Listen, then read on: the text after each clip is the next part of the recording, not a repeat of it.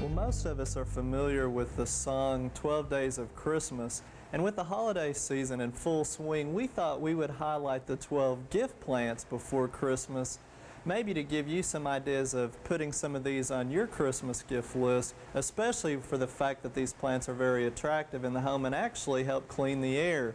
Now, we've taken advantage of the rainy day to come inside the greenhouse here to kind of highlight some of the most popular ones and some that maybe aren't very common, but hopefully to tell you how you can take care of these so you can give instructions to your gardening friends as well. Now, this is going to be a three-part series, and the first part we're going to highlight 4 different ones, and probably one of the most popular ones coming out during the holiday is known as Cyclamen. And this is a cyclamen here, and this is about the size of plants you would purchase from a florist or a garden center.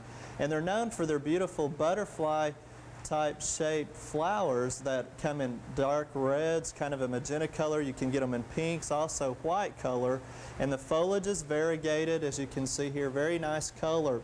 Now, the thing about cyclamens, once they're through blooming, and the blooms can last anywhere from maybe 2 to 3 months or very long blooming, most people just suggest that you take them and pitch them once they're past that stage because they're very hard to keep on growing year after year. Now, this is a mature one, but if you've got a friend that has a greenhouse, or if you have a greenhouse, you can pull it off and they can get nice size, but again, it's very difficult.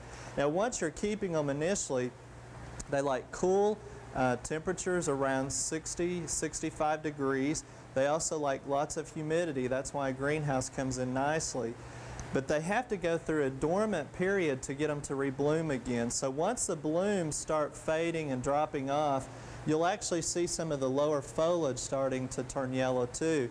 At that point, you want to withhold the water and kind of force them into a dormancy and keep them in a dark, cool spot, and that may last anywhere from a couple of months, and let them kind of go in a dormant season. Now, with cyclamens, let me show you the root system of one here.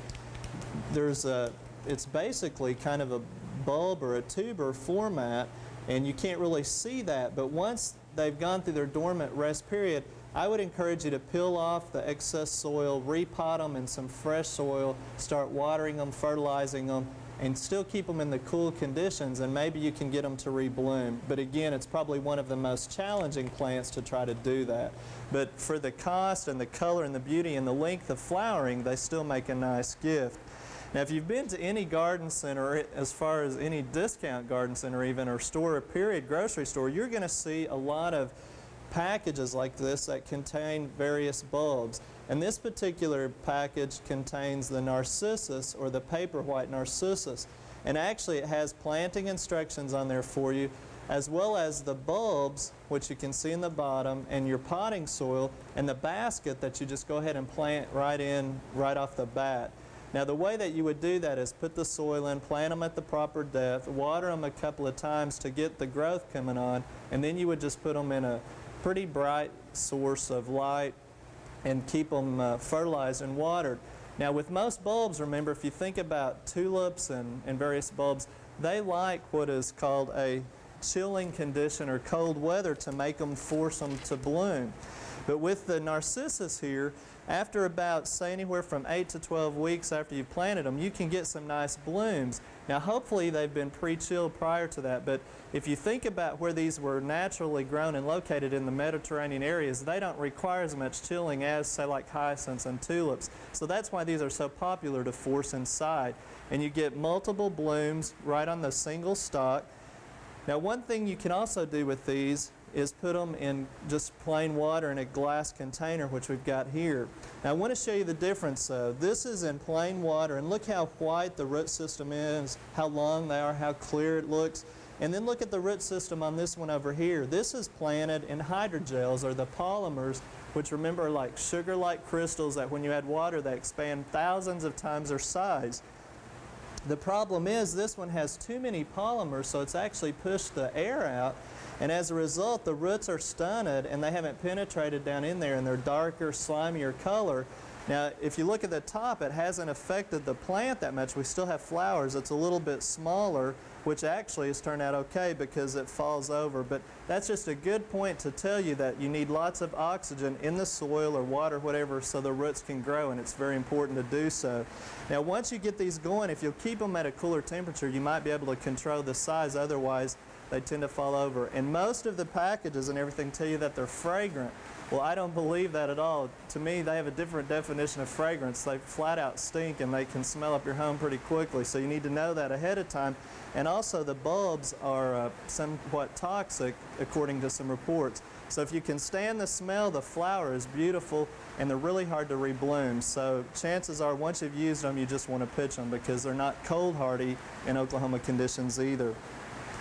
Now, the next one here is kind of a unique idea that maybe you haven't thought of, and that's actually purchasing woody ornamental plants that have kind of a holiday season or flair to them and that you can use inside. Now, some examples would be Nandina. Look at the fall color that's already turning, and we just went and picked these up right out of the garden center. It has some berries on it. A dwarf Alberta spruce that you could decorate with little lights, maybe some small fixtures like a Christmas tree. And then we also have the holly here, and this is a dazzler holly that has a lot of nice berries on it. So these are nice gifts because once they're used, you can actually put them out in your landscape, or your friends can put them in, incorporate them in the landscape. Now you need to remember they need a transition period. You don't just take them from the cold outside and put them in a hot house. You need to transition them off with lower lights, so like in a garage where they don't freeze, but it's not as cold as it would be outside. And then you can decorate them up with various sleeves like this by just setting the gallon container in there, so they'll make nice decorations and fit in. But I would only leave them inside, indoors, only a couple of weeks at the most. And then when you take them back outside, transition them again in the garage, because if you put them right out in the cold, they could freeze. And if you're not able to plant them into the landscape, you need to protect the root system by mulching them in, hilling them in the container, putting them up against a house with straw or leaves around them so the root ball doesn't freeze during the harsh winter, and then wait and plant them in the spring. But a nice alternate idea for some of the traditional plants that you can use, and this is more permanent as well. And lastly, I want to show you another popular plant that's also sold as a bulb in a box that you initiate the growth on, and then you can enjoy the bloom after a few weeks. And this is amaryllis, and this particular kit actually has it already planted in a container, and all you do is just water that in to initiate growth, and you leave it alone for a few weeks till you see some growth coming up, and then you would start watering it and fertilizing it as usual. And you can see some smaller ones that someone has kept over here in the greenhouse that are several bulbs in a container. But this is probably one of the biggest flowering bulbs there is. And remember, there is a correlation between the size of bulb and the flower. And you can see this is a huge one. So after it's gone through its dormant period, it's going to send up a big flower spike for us. And just like the cyclamen, the amaryllis comes in many different colors, but it needs to go through a dormant period. So maybe during the late summer, you would withhold the water, let it kind of go dormant, just like they've done basically here in the container. A lot of specialists recommend that you store it in a cold, dark area and also keep it dry. Obviously, you don't want to fertilize it either. And some people store them on their side. And then after several weeks of dormancy, then you would initiate the growth process again and get them to rebloom. And you also get side shoots that you can use continuously. Now, I've also had gardeners tell me that they can overwinter these and grow them outside in some areas of Oklahoma by mulching them heavily during the wintertime, but we've not had a lot of success with that in the colder areas. Now, with any of these plants, you water when they're needed. Obviously, inside they don't need as much fertilizer because they're not growing as quickly. Check them for pests and make sure you're getting good, healthy plants to start with from the garden centers or your stores. And one thing that's very important is once you're purchasing them and taking them to your car, make sure they're protected from the cold weather, especially if you're going to leave them in the car for a long period of time.